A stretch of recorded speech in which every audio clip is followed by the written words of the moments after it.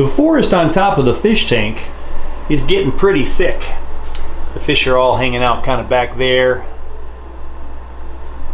Let's see if we can scare them out. There we go. Hello, fishies. We got some cory in there. We got a sucker fish at the bottom there. He's kind of shy. Got the cory here. The brown goldfish. The white goldfish is still hiding. There he comes. Yeah, they sense something's going on.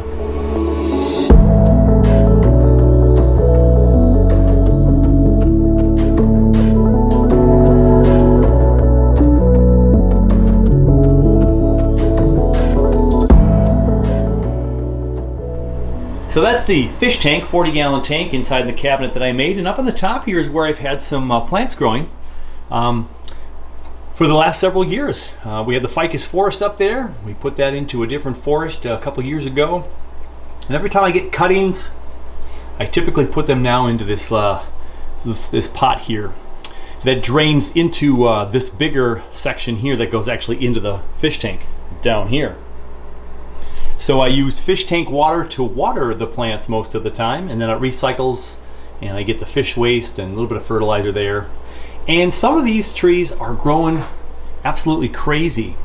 So let me see if I can pick out one of the, well, the first one right here is this PA, Portulacaria, that was put in a pot a little while back, several months ago, maybe 4, 5, 6 months ago. Getting real thick and leggy up top, top heavy. It's got a nice twin trunk growing. That's all new growth since it was in this pot. So I have all of a sudden a twin trunk. Kind of cool. So we might have to repot that a little bit. Or not repot it, rather. We're going to go ahead and just sift through that a little bit. But then look at right here. Look at this growth right here.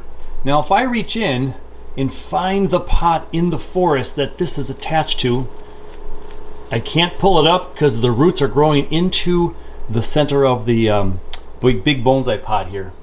But look at this growth. Over a foot of growth here with the Melina parrot's beak. So we're gonna see if we can clean out some of that stuff. Here's another, this is a variegated rough bark Portulacaria afra that started about half this size last summer. Got this from a friend from MBS. And that we're gonna probably trim up and see what we can do with that. We're not gonna repot it, but probably trim it up. Here's another one of my PAs that grew a twin trunk right there. Just in a plastic repotted tree here. We got like 6 inches of growth there. That could be cut off right there and another cutting. But the PAs are going through the roof over here as well. I have the light off because it's that purpley pink hue. Here's another PA that's just bushed out a little bit. We'll just trim that up. And then we got another Melina. And as you can see here, there's all the roots down there. I don't know if we can see those roots or not. Yeah, see those roots down there? They're growing into the fish tank pot. Yeah, so we got a couple other trees back here. This one's not doing so well. But look at the leaves on this guy. Look at the leaves on this Premna. This is one of the Premna cuttings, everybody. Now the reason I have to deal with this right now is because I'm getting all the little white aphids on here as well. I don't know if I get close enough to the Portulacaria back here. But we've got some small white aphids just gathering and colonizing up there. So this whole thing I think is infested now. My plant room's had an issue this year. So I could bring the sprayer with the soap and water over here and just spray it on here and then rinse it all out, but then I'll be spraying my walls back there. All the soap would run into the fish tank. We're just gonna take these out. We're gonna trim them up. We might repot a few, we'll see, and we're gonna get rid of these bugs. So let's get to work.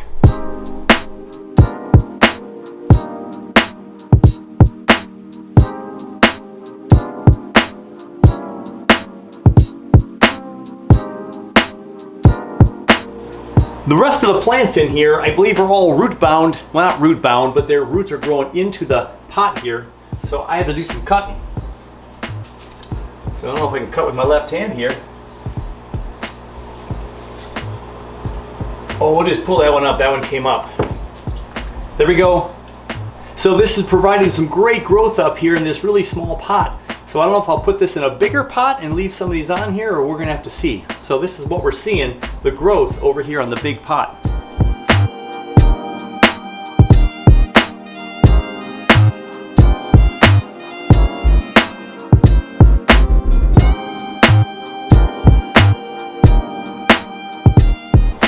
Now the rest of these here were from cuttings from this last summer.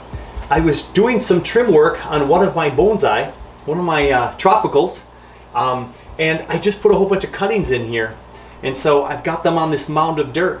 So we're gonna leave these here and do these last, because I'm gonna have to pull those out and probably put them in a pot. So we'll leave those for right now. We're gonna go tackle the other ones and get started on some trimming, maybe some repotting, and getting rid of those bugs. We're getting into the middle of the afternoon hours, and the heater usually kicks on in the afternoon to make sure that the plant room gets a little extra heat. So the flannel shirt is definitely coming off down here. We've got some heat. We are ready to take a quick little inventory and see what we're gonna do. We'll just go ahead and cut these shorter to continue their journey into the bonsai world. This has a new subdivision right here, and a subdivision there, and this big old middle section right here. I think we're just gonna cut that off,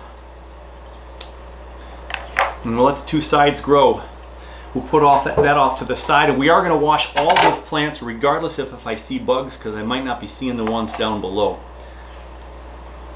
Okay, and then I am going to leave some of these out here in case I want to do some more cuttings. I have the other cuttings from the other day that are still drying, so we're going to cut off some of these extra leaves here.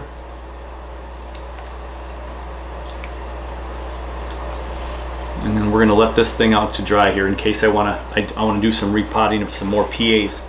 PAs are great plants to give club members. If I want to give some to the Minnesota Bonsai Society, I might be able to get rid of some that way. And always continuing to work on a collection, right? So this one has 4 shoots going out. Boom, boom, boom, boom. We got 4 sections right there. Got this big long one. Got this nice one off to the side here, which provides a future primary branch. We're just going to cut these shorter right now. We have some nice subdivision coming in here that I think we'll be all right with. Incidentally, my lights continue to flicker. I was on Amazon today and I finally bit the bullet, everybody. I ordered myself some new video production lights so I can have a little bit brighter studio and I can stop with the flickering. I didn't check to see if the flickering was just a bad ballast or a bad bulb, or maybe it's a bulb at the end of its life. But I only have one light system down here and I wanted to increase that anyway.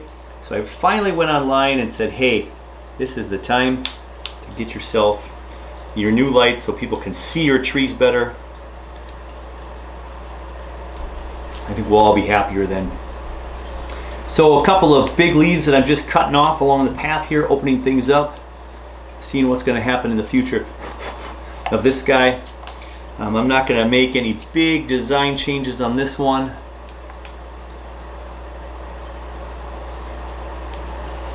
And there we go. A couple of downward facing leaves. And we'll leave the rest to, we're going to wash this one as well with all these leaves I just cut off out of there, and we'll go on to the next one. So for whatever reason, these little white aphids have been creating havoc in my plant room this year, and I haven't completely eradicated the problem yet. So I've only used soap and water, and when I have done the 40 parts water to 1 part of the detergent, you know, it's worked out pretty good. The bugs will kind of die and stay on there. Then I take my my fast hard sprayer, get that on there, and it gets rid of all those bugs that are dried and died off, because they'll suffocate with that water, the soapy sudsy water. They seem to suffocate, and then I just wash them off and they're good. But I keep having some recolonization, so things are not done yet. So I'm gonna keep this twin trunk here. I love the fact that I got a little twin trunk brewing here. So I'm just gonna cut these bottom branches off for now, and we'll let this thing grow up tall. Then I've got I got a big split here and a big split here. This guy right here has some new branches growing way in there, a secondary growth there, so I already have that I can cut off. I'm going to cut this off right here too, because it separates real nice. And then it separates right there. And there's a second branch growing right there. So I just trimmed it up, just putting the focus back on here. A cute little compact tree now. I can go ahead and always get rid of some of these bigger downward facing leaves. These are the older leaves. The smaller leaves, of course, is the new growth. And that's just taking up energy that could be making this tree taller, ramify more, And we can call that one a done deal. So we'll keep working on these 3.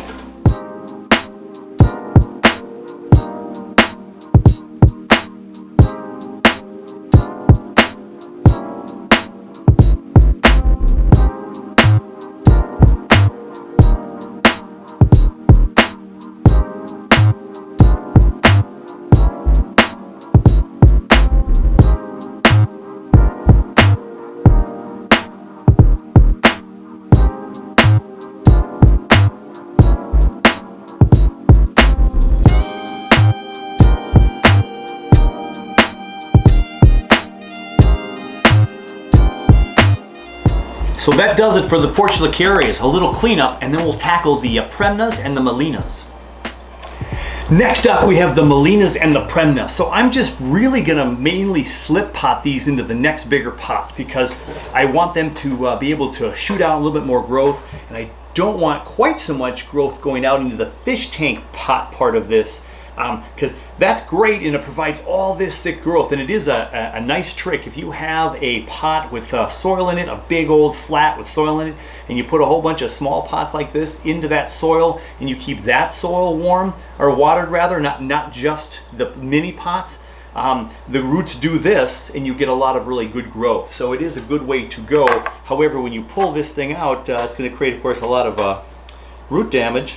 We're going to be cutting those roots off anyway, right? We'll get rid of these roots and we'll start over. That's like a root prune right there. That's all we're going to do. So we're going to cut off the bottoms of these, and that's going to be like its root prune. And then we're going to slip them out of these little tiny pots, and we're going to put them into that next pot. So all of these have some roots. Not very many on this one. This one looks like it's had some rough times, but it's still alive.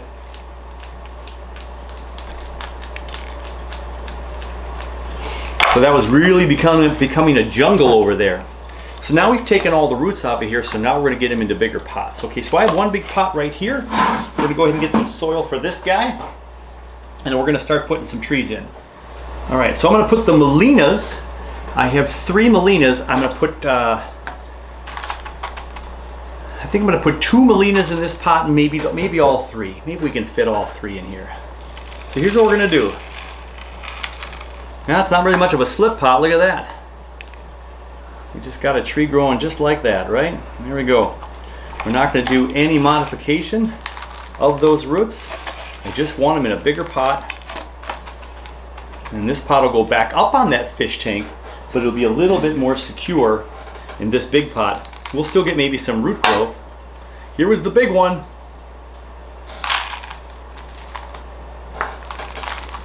And I cut all those extra long roots off, so we have a decent little round radial root pattern right there. So we can put this kind of in this pot right on this side.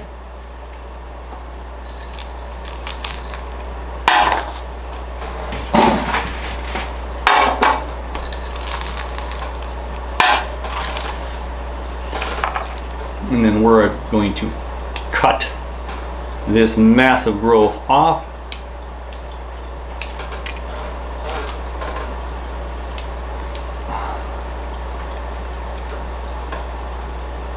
I think I'm going to leave that one just alone. And then I have this other one right here, growing kind of in a funky design.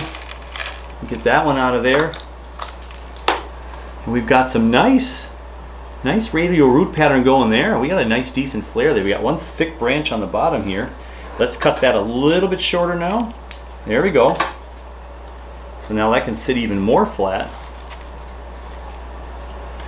And we'll get this thing back here on the back side for a 3 forest clump. And now this will get a little bit more roots established in this pot. So in the small pots, the roots were growing out, they reached the cracks and then grew like crazy out here, and there was way more roots here than in here. And now in here, they'll grow and fill this pot more before they try to go through the screen, which they won't have as much success. And they'll try to get into this the bigger pot up there. So we're going to put it back up there because it liked the light, it liked what was doing up there. So we're going to go ahead and put those back where they need to go in just a little bit. But we are going to treat this for the bugs like everything else. So we'll set this one off aside and we'll continue with part 2 here in the Premnas.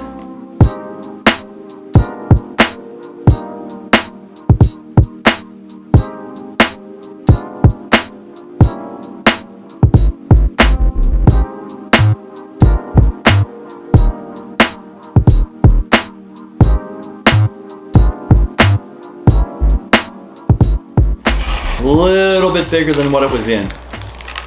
Just like that. All I'm worried about today. So I'm literally in the downstairs shower of our basement, which nobody really uses but me. And it's a little bit full of some plant debris because I've been doing this too much this year. But we have our new plants here, and they haven't been watered since I put them in their bigger pots. But first, I'm gonna go ahead and spray them with my soap concoction here. So I've got my 40 parts water and 1 part detergent, right? It's gotta be a detergent soap, a detergent dish soap. And you're gonna spray that on the leaves, try to get underneath. And I've shown in other videos, if I've had bigger plants, maybe more important plants, I've covered up the soil with saran wrap. That's a lot of extra work. You certainly can't do it. And most people say you don't have to do it because when you're done with this, then you're going to go ahead and give it a good flushing out with just water. And then that's going to get rid of most of the soap and kind of wash it out or thin it out of any soap concentrate. But this soap here, the soap residue, in the water combination here is going to get on here, and that's going to make sure that these plants, these little tiny white aphids, don't like that, right? They're going to suffocate and they're going to perish in this soapy, watery condition. So there's the Premnas and the Melinas. Got a little Portula caryophyras in here now, so we're going to give them a good shot of the soap and water here. Now, not all these plants had a lot of bugs on them, but one plant in particular certainly had more than I would care to see, and sort of make sure that they all get sprayed just in case there's some a few hanging around these other plants that we didn't quite get to, or we couldn't see with the naked eye. All of these were in these pots already. We didn't transplant most of these. We did get a couple of them though in a nice new pot. We trimmed them up a little bit, and now we're just trying to get rid of these little white aphid bugs that are wreaking a little havoc this year in the plant room. So nice small plants. I don't need a big jet spray, so this is nice. I'm losing some power now though as I speak. So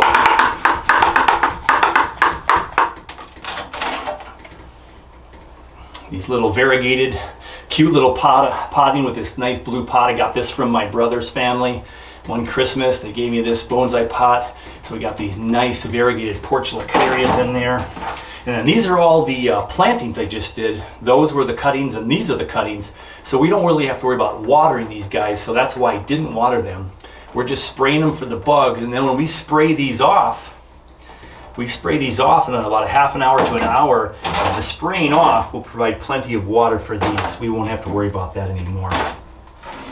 Okay, we'll let these sit for about a half an hour to an hour, and then we'll rinse them off. While all of those trees are in the shower, making sure we have those bugs perish, I'm going to get the rest of these out of the bonsai pot. This is where the forest was growing before, my ficus forest.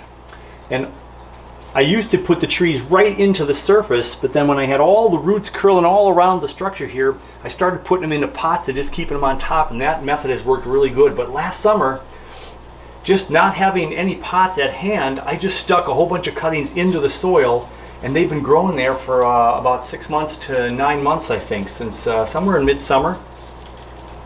And so I'm sure these roots are going to be all over the place. I don't even remember how many trees are here, but we're going to put these probably all in one pot and keep them growing as kind of a forest. Now, if memory serves me right, these are brush cherries, so they are a broadleaf evergreen. I used to think that they were a ficus, and so I'd keep them indoors all the time. And I realized that I probably should put them in a cold frame.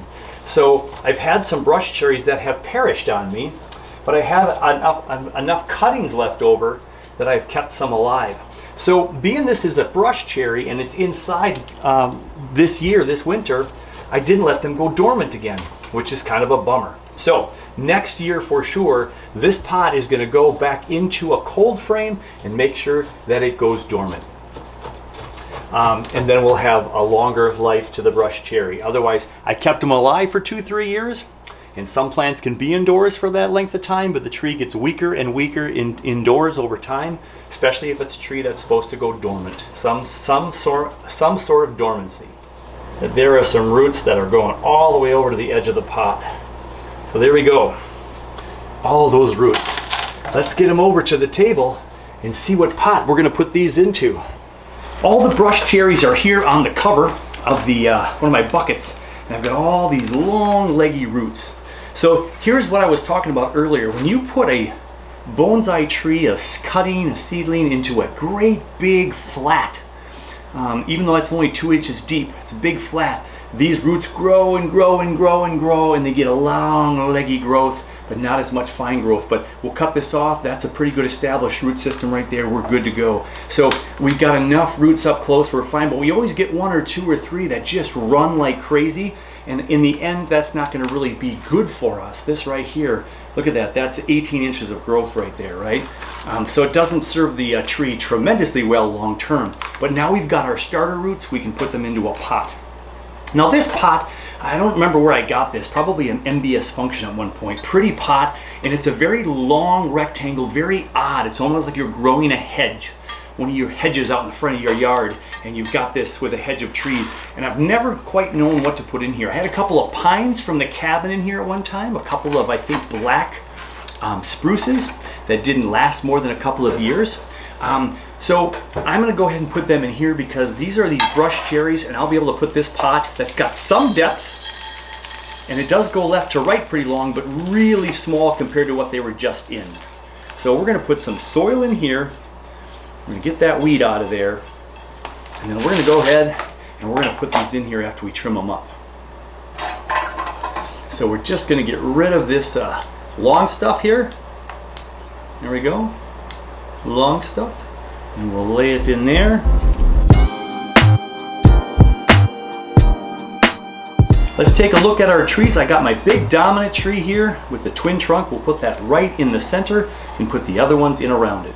So it's a really nice twin trunk. So these probably started like this. I put them in the pot like this in the summertime, and this one split off, and look at that beautiful growth. Fantastic in a 6 month period of time here with this brush cherry.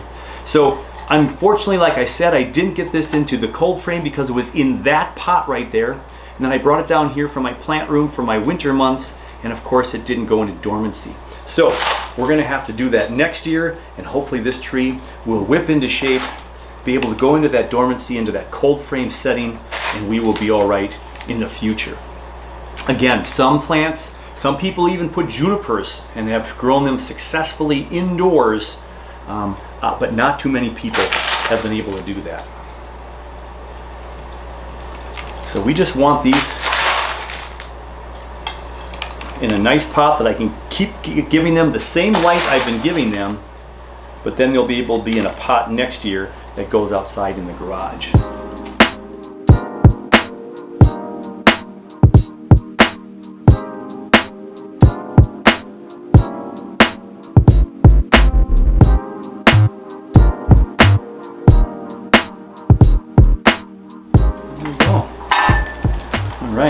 So I will take my glasses off here so I can see.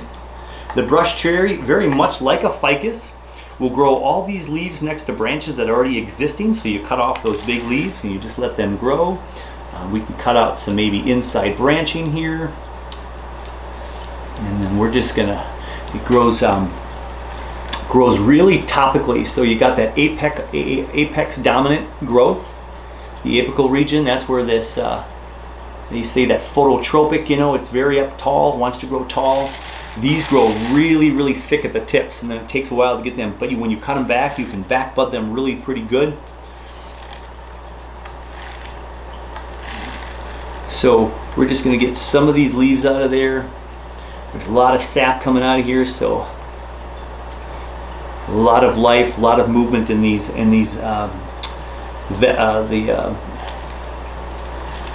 the blood vessels, if you will, of the tree. I can't think of the word I'm trying to say right now. The vascular system. There you go. I knew it would come to me eventually. Okay. So again, these are pretty leaf heavy on top. I'm just getting the bottoms done a little bit here. Give the tree a little bit of a shape with a trunk.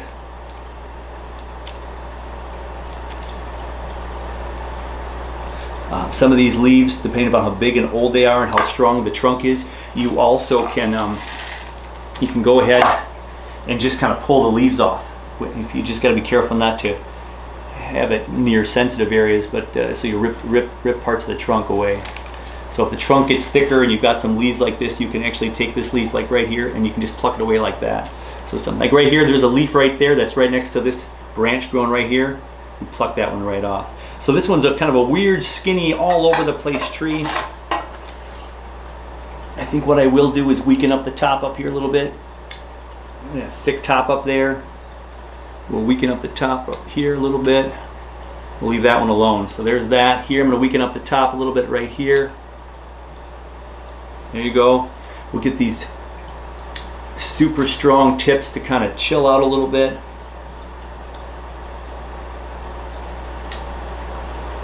It just will help with some of the roots. We only lost some long roots, right? We didn't cut a lot of massive roots off, so these should be just fine. But we're just cutting some of these tips off to allow some more light in there. And again, we'll worry about these looking like trees at a different time. So that just thinned out the top just enough to get more light in there. So we have to go spray these for the bugs as well, just in case. They don't seem to have too many on there. I can see just maybe a couple on a couple of branches here. So we got to go get these all soaked up, and then we'll take the water off of the other ones, and we'll put these all to rest up on the top of the fish tank pot in a little bit. I'm all ready with the big spray now. They've been sitting here for a half an hour to 45 minutes, and I'm going to go ahead and clean off any residue from these bugs after dying from the treatment of the soap and water. So I got most of the plants into this bin, giving it a good, the power is knocking them off, the water might be suffocating any that are just hanging in on there, and we'll keep a close eye on this batch of trees on top of the fish tank as we move forward. So I do have one back over here. Nice thing about doing this in the showers, all the water is going to go down the drain. I'm keeping all the, hopefully the dirt and soil and stuff here. And that way we won't make a bigger mess than we need to. So I got this last little tiny tree here. And I think we got most of the soap off of these trees. So this is one of those really great projects in March when you're just itching to get outside and you want to work outside, but the temperature in Minnesota today, 25 degrees, glorious sunshine. Tomorrow 41, 50s by Tuesday, Wednesday, but we're not there yet, right? We can't move anything on Tuesday or Wednesday when it's 50 either, because it's still going to go down into the 20s at night. But we're so itching to get some work done. So before the huge rush of March Madness really kicks in for me, this was a good project to tackle now, because now these plants will sit in here for at least a month. I won't get any of these plants outside in Minnesota weather until end of April, May probably, being realistic. Maybe out for a little bonsai shuffle up on the deck or something and bring it back in at night. But then of course that becomes a lot of work. So we've got an empty space here on top of the fish tank structure. We got it all flattened out. Let's bring the pots over and see where we can put them.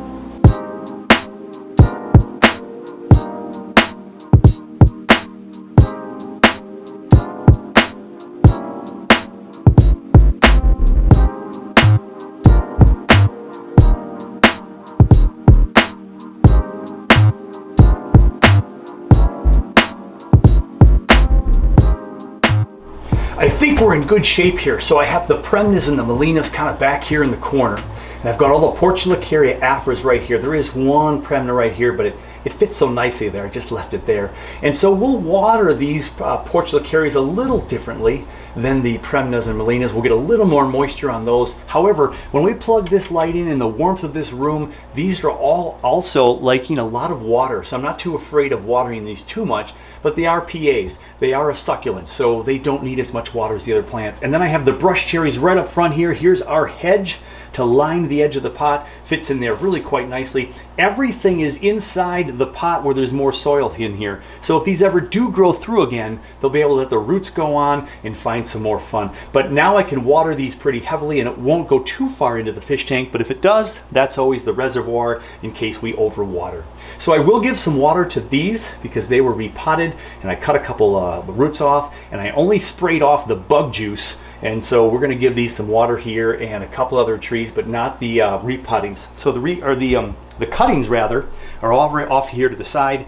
These cuttings will be not in the soil. I will not water these very much at first because there's no roots there. We just need to maybe mist these a couple of times along the next week or so. We'll mist them and make sure that there's enough moisture to keep these leaves soaking up just a little bit of water as the roots start to form into the soil. So we want that soil on these to stay really dry. So let's get some water out and wrap this up for today.